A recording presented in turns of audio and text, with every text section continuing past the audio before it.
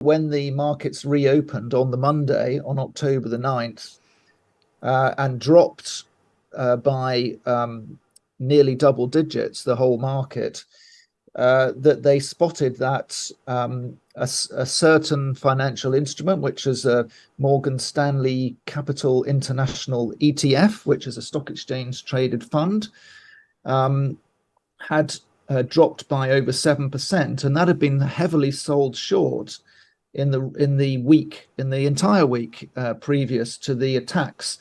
And so they suggest that the people who are doing that may have had prior knowledge of the attacks, because they say that the amount of short selling was in the 99th percentile of all selling of this product in the previous decade or so, and that they say they just don't think it was random and that people were profiteering somehow. Well, this sounds absolutely dreadful. What more can you tell us about it?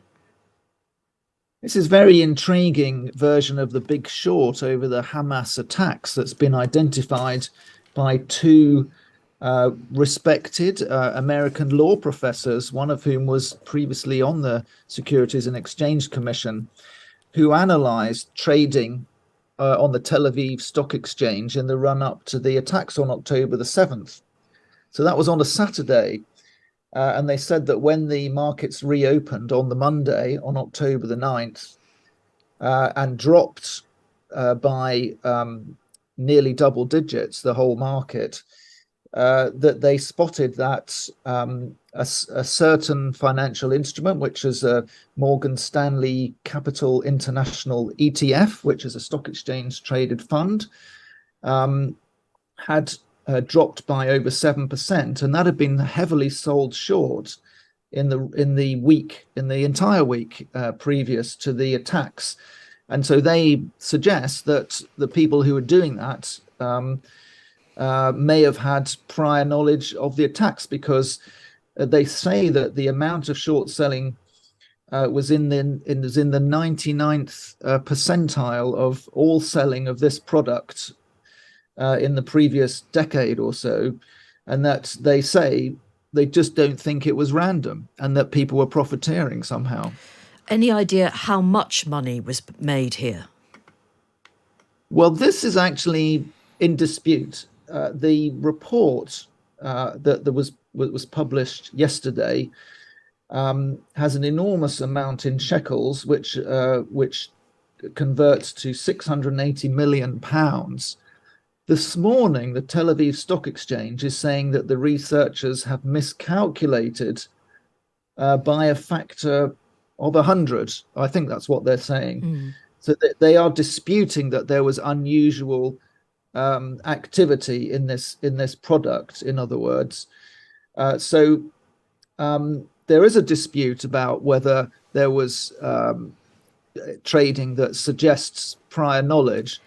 But the very fact that these two respected researchers have been studying it and say they found a similar pattern back in April, when a Hamas attack was rumored to be being prepared at Passover, the Jewish festival, and they spotted some extra short selling activity at that time, suggests that there is at least the potential for not just profiteering, but perhaps funding of the terrorist organization, because it's often a mystery and also very clandestine how terror groups like Hamas get their funding. There's been a lot of talk about cryptocurrencies being used to disguise the transfer of money and to generate money. But this would be a way of generating enormous funds if they could not only carry out a devastating attack to raise funds from their sponsors, but also to play the stock exchange. Right. I mean, this is grim stuff, isn't it? The Israeli authorities, though, you assume, will be very keen to underplay any suggestion that there was any prior information circulating about what ended up happening on October the 7th. Right. Well, we already know that there was a report prepared, among many reports of potential Hamas activity, suggesting that preparations were underway for months in advance for this, but it was discounted as fanciful. among many indications, of course, that security services get, and they've got to assess how good is this intelligence? Is it something that we should take seriously or not? And there have been reports just in the last week that indications that Hamas was preparing this attack were discounted by the Israeli authorities many months ago, and of course the timing was never clear. But this would just be another aspect for the security agencies to keep an eye on, to monitor the stock exchange, because it's the old adage, isn't it? Follow the money. Mm. And just on that point, David, is it really impossible to follow the money back to specific people? Is it so clandestine and so complicated and so covered in conspiracy that you can't ever find the person who actually made these transactions? Well, we don't know at the moment. In this case, it's not possible for researchers just looking at the data from stock trading to know who's behind it. But the exchanges should know at least the organizations and the bank accounts that settle the trades. That should be known to the exchange. So there should be some traceability if this is in fact something that's they really identified.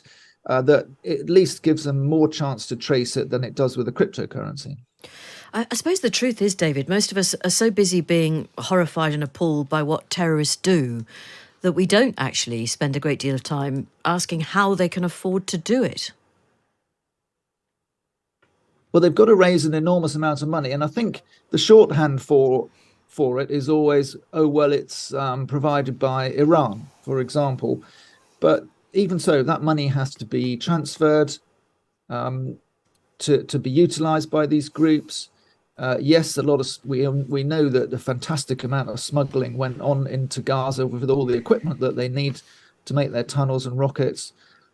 But the generation of funds, it's a sort of a goal of all these ad hoc groups, isn't it, to try and find ways to raise money. And I think what these two researchers are fundamentally saying is, don't rule out that they might be playing the stock market.